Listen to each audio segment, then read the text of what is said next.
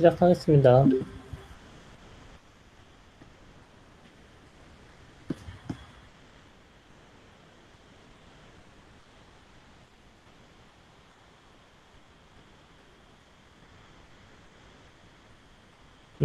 잘 보이고 잘 들리시나요? 네, 잘 들립니다. 네네. 네, 저는 서상현이라고 하고요. 그, 이 스터디가 이제 모집된 머신러닝 컴파일러 C4ML 페이스북 그룹을 만들어서 운영하고 있고요.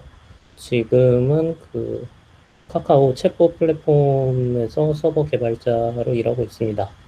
오늘 발표 주제는 이제 플레이드 ML이라는 이제 딥러닝 컴파일러라고 하는 게 맞을 것 같아요. 프레임워크이기도 하지만, 네, 딥러닝 컴파일러에 대해서 발표를 하려고 하고, 네, 그, 이 프로젝트가 이제 2017년에 공개가 됐는데요. 공개가 된 이후로 이제 되게 흥미롭다고 생각해서 지난 한 4년간 계속 꾸준히 따라가서 모니터링을 해봤었고요. 근데 이제 성공적인 프로젝트라고 보기는 어려운 것 같아요. 이제 꼭 성공해야 배울 점이 있는 것은 아니고, 그 여러 가지 프로젝트들에 대한 이제 문서나 발표 자료를 봤는데 되게 배울 점이 많은 것 같다라는 생각이 들어서 이제 자료들을 찾기가 힘들거든요. 주로 자료를 소개해드린다라는 생각으로 발표 자료를 준비를 했고요. 그, 네, 사실은 발표를 이제 뭐 되게 잘 해야겠다 이런 욕심이 있었는데 그 네, 결국 그 차일피일 미루다 보니까 발표 자료 준비를 못해서 내 오늘 후다닥 했거든요. 그래서 너무 죄송스럽고 그 어, 링크를 걸어놨기 때문에 아까 이런 것들이 있다라는 소개하는 식으로 진행이 될 것 같고요. 자세한 내용은 이제 링크에서 보시면 되겠습니다. 그래서 이제 플레이드 ML은 이제 스스로를 어떻게 정체성을 정의하냐면 이제 포터블한 딥러닝 컴파일러다. 그러니까 딥러닝 프로그램을 이제 컴파일하고 최적화하는 컴파일러인데 이제 포터블한 걸 중요하게 생각한다. 여기서 포터블이란 건 이제 엔비디아가 아니라는 뜻이거든요. 처음 만들어진 걸 보면. 지금 이제 모두가 엔비디아에서 쿠다에서 이제 그 불합리한 라이선싱 텀을 이제 참아가면서 쓰고 있는데 그런 문제를 좀 해결해 보자.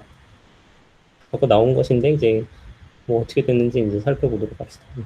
저는 이제 아까 소개해드렸고 그 이제 GitHub에 이제 플레이드 ML이라는 오가니제이션에서 이제 플레이드 ML에서 이제 홈페이지가 있어요. 그래서 홈페이지 소개를 이제 그대로 따왔는데 뭐 어드밴스드 뭐 좋다는 얘기고 그래서 딥러닝을 뭐 랩탑 뭐 인베디드 장치 뭐 있는데 이제 어베일러블 소프트웨어 스택이 이제 잘 지원하지 못하는 이제 언펠러터블한 라이선스 뭐 이런 얘기를 하는데 뭐 이름은 안 적었지만 엔비디아를 얘기하는 거고 또, 음, 그런 걸 목표로 하는 프로젝트다. 네, 홈페이지에 가면 이제 재밌는 내용들이 많이 있으니까 릴리즈 노트가 있고 그렇습니다.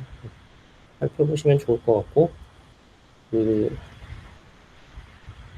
이제 프로젝트의 역사를 보면은 그 프로젝트를 시작한 사람이 이제 팀 제를이라는 사람인데 제 보면 그 학사, 석사하고 박사는 안 간 것 같던데 전공은 수학을 했어요. 컴퓨터 공학을 한 사람이 아니고 이게 벌텍스.ai라는 이제 스타트업을 창업을 해가지고 코드를 뭐 언제부터 준비했는지 모르겠어요. 2017년 10월에 이제 플레이드 ML이라는 거를 이제 발표를 했는데 벌텍스.ai 홈페이지 이제 블로그에 이제 뒤에 설명드리겠지만 벌텍스.ai가 인수되고 도메인이 이제 다른 데에서 이렇게 채가가지고 지금은 홈페이지 가보면 아무것도 없어요. 파킹 도메인이 있는데 그래서 이제 인터넷 아카이브에서 보셔야 되는데 음, 아마 한 2017년 초부터 준비를 하지 않았나. 그래서 딥러닝인데 오픈 소스고 에브리 플랫폼을 지원한다 이렇게 발표를 했었어요. 그래서 첫 버전 나오고 나서 막 이제 기능을 이제 속속 추가를 하면서 빠르게 릴리즈를 했는데 그러다가 이제 아마 그러면 이제 2017년은 초에 창업해서 코드를 짜기 시작하지 않았을까 싶은데 이제 2018년에 이제 인텔이 인수한다는 발표가 나게 됩니다. 그러고 나서 이제 활동이 좀 확 줄었고 이 어떻게 인수하게 됐는지 사정은 알기 어려운데 사정상 뭐 그 뭐라 그러죠? 어쿠아하이어라 그러나 인수를 해가지고 뭐 채용하는 것처럼 된 것이 아닌가 싶고 인텔의 내부에 이제 AI 하는 조직이 여럿 있는데 뭐 너바나도 있고 뭐 오비디우스 조직에 들어갔다고 하는데 전혀 적당한지 모르겠고 하여튼 여러 가지로 의아한 인수였는데다가 이 발표가 오자마자 막 홈페이지 다운되고 뭐 좀 상황이 그랬습니다. 그래서 인텔 가서 뭘 하고 있나 막 궁금하던 차에 이제 2019년에 이제 아카이브에 논문이 올라오는데 이 논문 내용은 이제 뒤에서 소개를 드리겠지만 기존에 이제 좀 말하자면 막 만들던 거를 뭔가 이론을 세워서 좀 생각을 해서 만들어 보자 해가지고 폴리헤드랄 컴파일레이션 모델을 채택을 해서 페이퍼 내용은 대단히 괜찮아요. 읽어보시면 좋을 것 같습니다. 그래서 파란만장한 프로젝트였고 이제 프로젝트가 이제 뭐 코드를 거의 제작성하는 수준의 변경이 여러 차례 있었거든요. 그래서 소개를 드릴 텐데 2017년에 처음 발표할 때 블로그 글에 있었던 이미지를 그대로 따왔는데 발표할 때는 이랬어요. 그래서 위에는 이제 케라스가 있고 케라스가 프론트엔드인 거죠. 케라스 API 호환을 했는데 호환을 하고 이제 플레이드 ML로 컴파일을 해서 엔비디아, AMD, 인텔 GPU에 오픈CL로 컴파일을 한다. 그래서 엔비디아 GPU에서 뿐만 아니라 AMD GPU, 인텔 GPU에서도 돌아간다. 근데 이제 이건 여러 가지 문제가 있는데 하여튼 당시에 나왔을 때는 어땠냐 하면은 그러면은 엔비디아에서 쿠다로 돌리는 것만큼 빠르냐 해서 이제 자기네 벤치마크 돌린 거로는 이런 모델 저런 모델인 경우에 뭐 이렇게 튜닝을 하면 엔비디아 CUDNN으로 돌리는 거에서 한 4%에서 5%밖에 느리지 않다. 뭐 AMD와 인텔에서도 잘 돌아간다. 뭐 이런 리프로듀서블 가능하게 이제 플레이드 벤치라고 이제 벤치마크 코드도 같이 공개를 했었어요. 근데 이것의 문제는 이제 위에는 케라스고 아래는 오픈CL인데 이제 보셨겠지만 네 케라스는 이제 잘못된 결정인데 2017년 당시에는 이제 케라스를 쓸만한 이유가 있었거든요. 왜냐하면 기억하시는지 모르겠지만 이제 당시에 막 텐서플로우가 있고 했는데 이제 그때 케라스가 이제 마케팅 하던 장점은 우리는 다양한 멀티플 백엔드를 지원한다. 그래서 케라스로 모델을 작성하면 텐서플로우에서도 돌릴 수 있고 테아노에서도 돌릴 수 있고 마이크로소프트에서 만든 CNTK에서도 돌릴 수 있다. 막 이런 주장을 했거든요. 근데 이제 이게 나오고 얼마 되지 않은 이제 2019년에 나온 케라스 릴리즈 2.3.0에서 멀티플 백엔드 같은 거 별로 좋은 생각이 아닌 것 같다 하고 없어지거든요. 그래서 플레이드 ML은 이제 이걸 그러니까 케라스 API를 재구현한 게 아니라 케라스 코드를 써가지고 케라스에 이제 백엔드 API가 있는데 그걸 구현해서 이제 앞에 부분의 코드를 많이 공유해서 이제 노력을 절약하게 이렇게 코드가 작성되어 있었는데 업스트림에서 멀티플 백엔드 같은 거 자체를 이제 하지 않는다고 하니까 이제 곤란한 상황에 처하게 되었고 그리고 이제 멀티플 백엔드 지원이나 이제 테아노나 CNTK가 이제 안 중요해진 것도 문제인데 이제 케라스 자체를 이제 사람들이 쓰지 않게 되고 이제 텐서플로우와 파이토치가 승리했죠. 그래서 당시에는 좋은 선택, 당시에는 그럴 만한 이유가 있었으나 하여튼 결과적으로 보면 잘못된 선택이었다. 그리고 오픈CL도 이제 와서 보면 잘못된 선택이었다고 할 수밖에 없는데 당시에는 여러 하드웨어를 지원해야겠다. 그리고 이제 뭐 TPU가 있었지만 이제 엑셀러레이터가 막 널리 이제 막 나오던 시절이 아니고 이제 주로 지원해야 되는 건 GPU인데 이제 그 엔비디아, AMD, 인텔 GPU를 지원을 하겠다 이런 거였는데 이제 오픈CL을 만든 게 애플이죠. 이제 애플은 메타를 만들고 나서 그 2018년에 그러니까 그 플레이데멜이 발표된 이제 바로 다음 해에 아 맥에서 오픈CL은 더 이상 지원을 안 하겠다 뭐 이런 상황이 발생을 하고 그다음에 이제 오픈CL 자체는 이제 컴파일이 돼야 되니까 그 장치의 컴파일러에 이제 그 보통 드라이버라고 하는 컴파일러에 크게 의존하게 되는데 그 써보신 분들은 아시겠지만 컴파일러의 품질이 그러니까 지금은 어떤지 모르겠어요. 근데 하여튼 당시엔 썩 좋지 않았고요. 여기 이제 논문 그 PLDI 2015에 발표됐던 논문을 했는데 뭐 하여튼 이런 논문이 아니더라도 막 혹하면 막 컴파일러가 죽고 그 코드가 막 미스컴파일 되는 경우도 종종 있고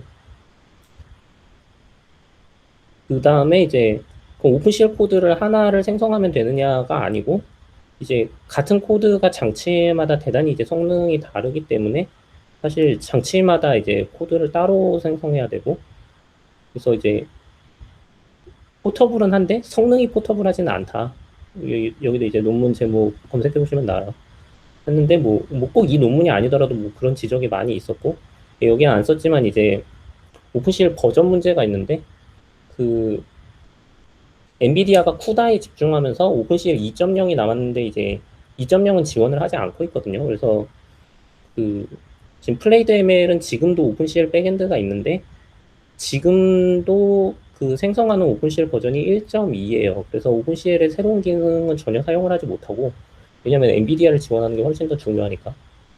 근데 이제 그러면 뭐 이제 컴파일러들이 뭐 1.2를 타겟해서 막 기능을 개발을 하느냐 무슨 뭐 안정성 문제 같은 걸 해결하느냐 그렇다고 보기 어렵고 그다음에 오픈CL 1과 2는 이제 그 병렬적으로 실행되는 이제 모델 자체가 다른데 하여튼 여러 가지 문제가 있습니다. 그래서 지금을 한다면 이제 그 벌칸 그래픽 API가 나오면서 이제 그 GPU 그 하드웨어 개발사들이 다 이제 SPIR은 잘 지원 뭐 하여튼 오픈CL보다는 더 잘 지원을 하게 되었고 이거는 이제 그 일종의 그 인터미디어트 리프레젠테이션이고 이제 소스 코드 형태가 아니기 때문에 이런 걸 타겟하는 것이 더 좋지 않을까. 근데 이제 당시엔 그런 게 없었고 그렇습니다. 네. 그래서 인텔에 인수되고 나서 이제 2018년에 이제 발표를 한 게 있는데 그 실리콘밸리 뭐 되게 작은 워크샵이었던 것 같은데 실리콘밸리 뭐 머신러닝 컴파일러 워크샵 2018년 가을에 있었구나. 이 발표 자료가 있는데 그 발표 자료에서 이미지를 그대로 따왔어요. 그래서 인텔에 들어가서 뭘 하게 되었냐면 뭐 이런 걸 하게 됐다고 했는데 뭐 일이 커졌죠. 왜냐면 프론트엔드도 많아지고 백엔드도 많아졌으니까. 근데 이제 그래서 뭐든지 다 지원해 보자. 아까 애초에 이제 그 얘네 슬로건이 이제 포터블한 아까 뭐 이것도 되고 다 저것도 된다 이런 거였기 때문에 막 뭐 MXN도 지원하고 뭐 체이너도 지원하고 근데 이제 와서는 이게 큰 의미가 있나 싶은데 네, 뭐 ONNX를 통해서 뭐 이렇게 해서 그 인텔에서 이제 n그래프라고 이제 개발하던 컴파일러가 있었는데 이제 거기에 스택을 붙여서 n그래프가 프론트엔드 쪽을 핸들링하고 플레이드 ML이 이제 백엔드에 뭐 쿠다로 엔비디아를 지원하고 뭐 AMD도 직접 타겟을 하고 원래 하던 오픈CL도 타겟하고 인텔에 들어왔으니까 인텔을 지원해야죠. 그래서 MKL, DNN 그뭐 딥러닝 부스트 뭐 이런 새로운 명령이나 뭐 모비디우스 조직이 모비디우스에서 속해 있으니까 뭐 모비디우스를 지원하고 그 너바나도 지원하고 뭐 그 여러분의 엑셀러레이터도 지원하고 뭐 이런 걸 하려고 했는데 제가 보기에는 이런 걸 하기에는 리소스가 부족한 조직에 있었던 것 같아요. 근데 근데 뭐 스타트업에서보다는 리소스가 많겠죠. 그래서 이제 스타트업에서 이제 막 짰던 이제 코드를 재구성을 하게 되는데 그게 이제 버전 제로와 버전 1이라고 표현을 하거든요. 그 버전 제로가 이제 2018년 인수됐을 당시의 코드인데 그 홈페이지에 소개가 있는데 제가 자세히 다루지는 못했는데 이제 타일이라는 DSL을 쓰거든요. 타일이 그 페이스북에서 만든 텐서 컴프리hen션 이런 거랑 비슷하고 이제 그 딥러닝 그 뭐라고 했나 오퍼레이터 커널을 작성할 수 있는 그래서 그 뭐 이거 아인슈타인 썸 형식 비슷하게 이렇게 코드가 나오거든요. 그래서 예를 들어서 뭐 뎁스와이즈 컨볼루션이다 뭐 이런 새로운 오퍼레이션이 나왔다 그러면은 그럼 막 누가 쿠다 코드를 작성하기를 기다릴 필요 없이 수학적 정의대로 하면 여기서 타일 레이어에서 해주는 게 뭐냐면 그 디퍼런시에이션, 네, 오토 디퍼런시에이션을 해주고요. 타일 DSL을 하면 자동으로 이제 오토 디프된 타일 DSL이 나와서 네, 그래서 이제 뭐 타일링을 하고 뒤에서 이제 잠깐 다룰 텐데 뭐 엣지를 처리하고 그다음에 오퍼레이터 레이어에서 이제 퓨전과 레이아웃을 하고 그다음에 하드웨어 앱스트랙션을 해가지고 뭐 이런 구조로 돼 있었는데 이제 바꿔요. 앞에 파일은 그대로 놔두고 그뭐 플래트닝 같은 거 이제 위치를 옮겨서 그 스트라이프 이제 논문의 주제가 되는 스트라이프라는 IR을 도입을 해서 예, 새로운 이론적인 최적화들을 이제 넣고 그다음에 이렇게 개선을 합니다. 그래서 그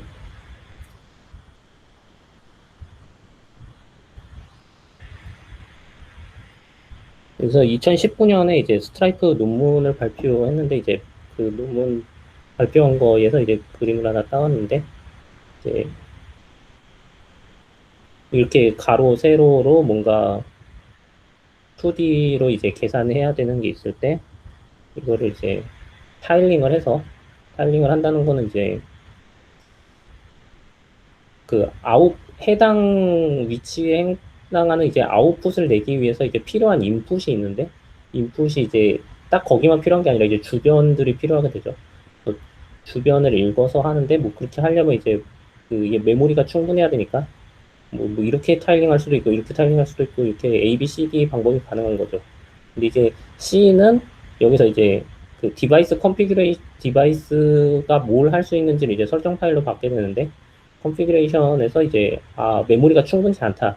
그래서 C로는 타일링을 할 수가 없고 예, A, B, D 같은 경우에 이걸 뭐 코스트로 어프록시메이션하는 이제 공식을 만들었어요. 그래서 이걸로 해서 이제 그 B가 이제 코스트 기반으로 가장 작아서 이렇게 타일링을 하면은 그 스트라이프 IR을 입력으로 했을 때 이제 이렇게 타일링에서 쪼개진 형태의 스트라이프 IR이 나와서 이렇게 코드 생성을 할 수 있다고 이런 이그 스트라이프 IR로 이제 어떤 최적화를 할 수 있는가 하면 이렇게 타일링 같은 최적화를 자동으로 할 수 있다. 그 자세한 내용은 논문에 나와요. 그래서 이런 거를 할 수 있다.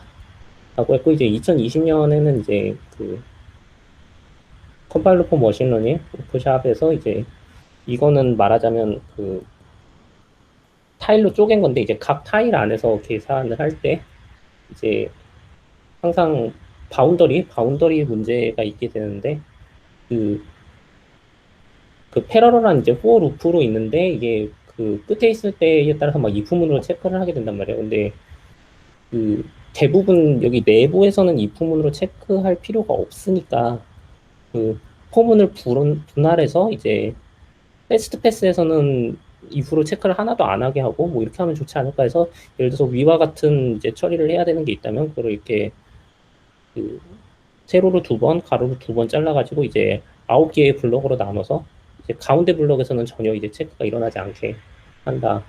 그래서 이제 지그소 패스라는 이름을 붙였거든요. 그러면 이걸 뭐 이거는 뭐 이렇게 자르면 된다는 게 쉬운데 이걸 뭐 어떻게 자르는 결정을 할 수 있을 것인가 해가지고 그 이 발표 자료를 보면 이제 알고리즘에 대한 설명이 나오거든요. 그 설명이 되게 간결한데 그렇게 하면 되는구나 하는 생각이 드는데 그 소스 코드를 보시면 좋아요. 이거 별로 길지 않기 때문에. 그래서 뭐 오토 타일링이나 지그소나 이제 그러니까 IR의 파워를 사용해서 이제 되게 이게 괜찮은 아이디어인 것 같다. 이런 그 다른 프로젝트에서 잘 못 보던 그리고 이제 사실 그뭐 특정 하드웨어나 뭐 아니면 뭐 퓨전을 열심히 한다거나 뭐 이런 게 있는데 뭐 그런 거 말고 뭔가 이제 그 전통적인 컴파일러에서 막 데이터 플로우 최적화를 하고 뭐 이런 이제 뭐 엘레간트한 이론이 없는가 하는 관점에서 보면은 뭐 엑셀A를 보면 그런 게 없나 보다 하는 생각이 드는데 플레이데멜에서는 뭐 이런 거를 이제 제안을 했거든요. 그래서 근데 사실 저도 해본 게 아니기 때문에 얼마나 괜찮은지 뭐 실제로 경험을 해보진 못했어요. 근데 이제 그 읽어보기에 대단히 그럴듯하다라는 것이고 이제 다른 분들도 한번 보면 좋지 않을까. 그 이제 앞에 발표한 것들에 대한 발표 자료의 링크입니다. 그래서